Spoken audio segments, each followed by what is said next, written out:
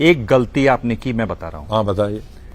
1957 में, और मैं चाह रहा हूं कि बहुत लंबा जवाब मत अच्छा, दीजिएगा मैं सर। स्कूल में था, मुझे करना चाहिए था। सर मेरी बात सुन लीजिए 57। जी। हाँ। 1957 में यहां वाल्मीकियों को लाया गया। वाल्मीकि वो लोग हैं जो आपके टॉयलेट साफ करते हैं, सर पर मैल उठाते हैं, नाइट सॉइल उठाते हैं, मल उठाते हैं। उनको लाया गया, उनसे तरह तरह के वादे किए गए। न तो उनके पास वोटिंग के राइट्स हैं असेंबली में, न उनको यहां पे डोमिसाइल हैं, न उनको बच्चों को यहां पर नौकरी मिलती है। आजाद साहब, उनके साथ मैं बहुत लंबे समय से जुड़ा हुआ हूं। आप मुख्यमंत्री रहे, इस बारे में आपने भी कुछ नहीं किया। पंजाब से उनको यहां लाया गया था। हमारे यहाँ न सिर्फ पंजाब से लाए हुए, हमारे क्रिश्चियन भाई जम्मू में, वो भी पहले यही काम करते थे। सर जो लोग आपके टॉयलेट साफ करेंगे, लेटरिन साफ करेंगे, वो उनके बच्चों को यहाँ पे जगह नहीं है नौकरी की। सुनिए, वो वोट नहीं दे सकते। वो तो आपको मालूम है, मैं उनको भी वोट बनाना चाहता था और डिसप्लेस लोग उधर के भी थे, लेकिन मैं अकेला पार्टी नहीं था, मेरा यहाँ अलायंस था। सुनिए सर, अगर आप सुनिए मान रहे कि ये गलती हुई, सुनिए मेरी, ये तमाम किसी ने नोटिस में नहीं लाया और आज तक भी उन्होंने नहीं लाया, आप बता रहे हैं। सुनिए, ये एक और चीज में मैं उन लोगों को रिजर्वेशन भी देना चाहता था। मैं सिख कम्युनिटी, मैंने अभी इलेक्शन कमीशन में भी लिखा कि क्रिश्चियन और सिख को, आप वो छपा सब जगह, जब ये डिलिमिटेशन एक सिख के लिए और उन क्रिश्चियन के लिए जो अब वो जो आप बता रहे हैं वो बन गए हैं क्रिश्चियंस, उनमें से बहुत सारे लोग, तो उनके लिए इलेक्शन कमीशन को भी और वो सबको छपा। मैंने I took up this matter with them reservation. Azad साहब, आपकी पार्टी बनने से पहले ही बड़े बड़े नेता आपके साथ जुड़ रहे हैं। चलिए मान लेते हैं कि आप अपने ब्रांड की वजह से कल को आप इलेक्शन भी जीतेंगे, मुख्यमंत्री भी बनेंगे। ना स्टेटहुड है, ना डोमिसाइल राइट्स है, ना आईएएस आईपीएस को ट्रांसफर करने के इख्तियार हैं। कहीं आप अरविंद केजरीवाल टाइप सरकार तो नहीं बनेगी और उससे ज्यादा तो नहीं खींचेंगे? क्योंकि अरविंद केजरीवाल जी के पास सॉफ्ट हिंदुत्व का कार्ड होने के बावजूद ये दुर्दशा हो रही है। आप तो उस मामले में गुलाम नबी हैं। कई मीटिंगों में मैंने यही बताया कि हमें यूटी स्टेट नहीं चाहिए, is a full fledge state. UT state हमारी पौंडीचेरी की भी है, यूटी स्टेट हमारी दिल्ली की भी है, असेंबली भी है और लेफ्टिनेंट गवर्नर। हमारी स्टेट पर जो फैसला हुआ है, full fledge state headed by the governor, जिसके सब ऑफिसर आईएएस वगैरह नॉन आईएएस उसके तहत होंगे, जिसमें कोई गवर्नर का कोई दखल नहीं होगा, एक्सेप्ट जो कॉन्स्टिट्यूशन में हर गवर्नर को है, उस गवर्नर को जो हमारे यहां भी पहले था गवर्नर की, वो होगा।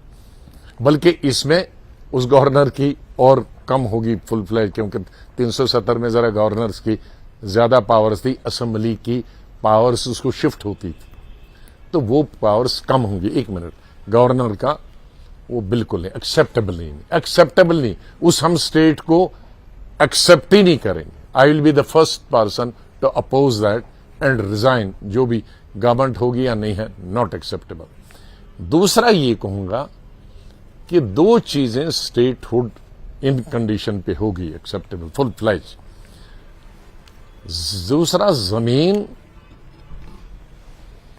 और नौकरी, इसके दो रास्ते हैं, parliament but another is assembly also. Uttar Pradesh में मदरसों के सर्वे की बात चल रही है, सर्वे हो रहे हैं वहां पर, इस पर आपकी क्या राय है? असदुद्दीन ओवैसी का कहना है कि ये एक तरीके से मिनी एनआरसी है। मिनी एनआरसी है।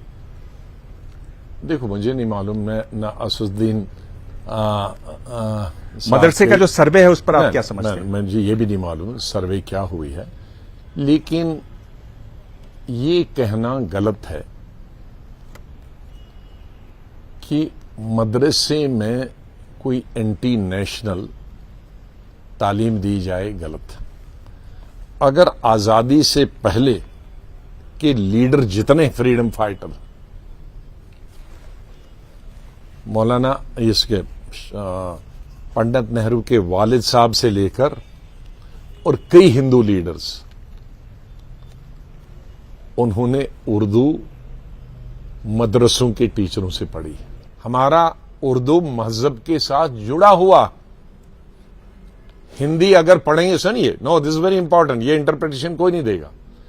संस्कृत पढ़ना जरूरी है उसको, अगर हिंदी या हिंदी पढ़ना जरूरी है संस्कृत उसको, अगर गीता पढ़नी है, इस्लाम अगर पढ़ना है, कुरान अगर पढ़ना है, तो उसको उर्दू जरूरी है। जो उर्दू पढ़ेगा वो कुरान आसानी से पढ़ सकता है, क्योंकि उसमें जेर जबर पेश थोड़ा ऊपर ज्यादा लगेगा, लेकिन उसके लिए उर्दू पढ़ने वाला। तो जब गवर्नमेंट स्कूल में उर्दू पढ़ाना आपने बंद किया, अगर खुला भी रखा है, टीचर दिया नहीं, उनको मजबूरन मदरसों में जाना पड़ता है उर्दू पढ़ने के लिए।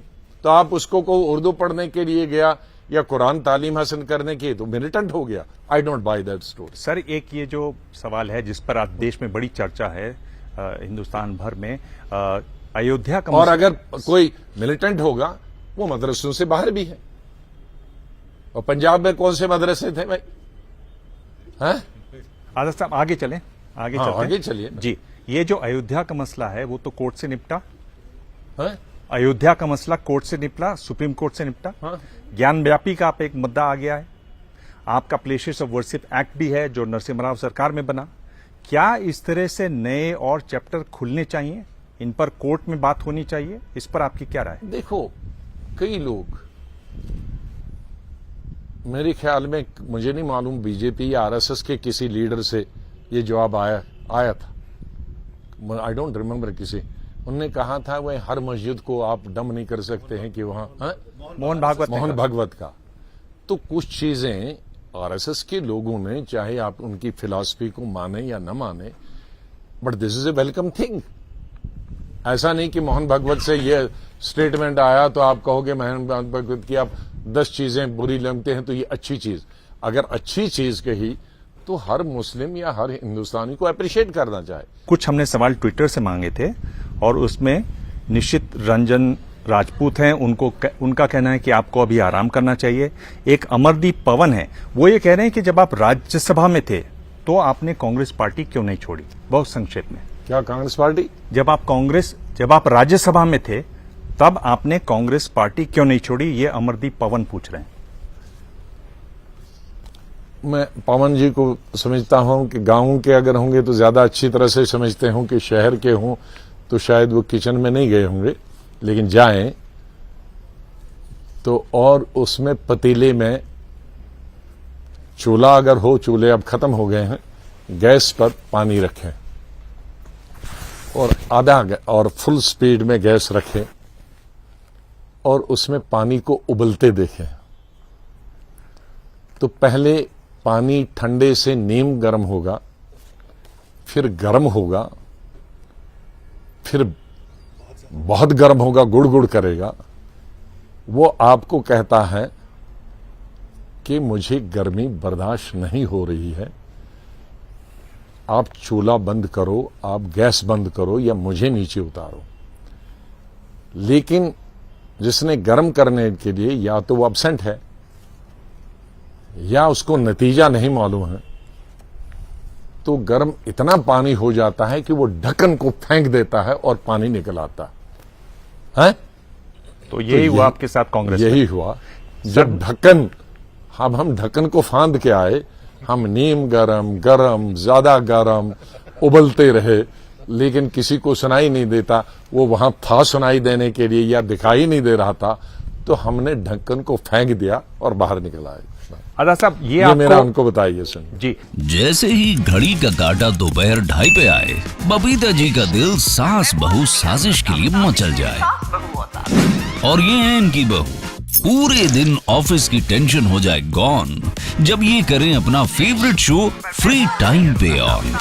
इनकी तरह आप भी देखें अपना फेवरेट शो अपने टाइम पर और डाउनलोड कीजिए एबीपी लाइव ऐप अपने स्मार्ट टीवी पर।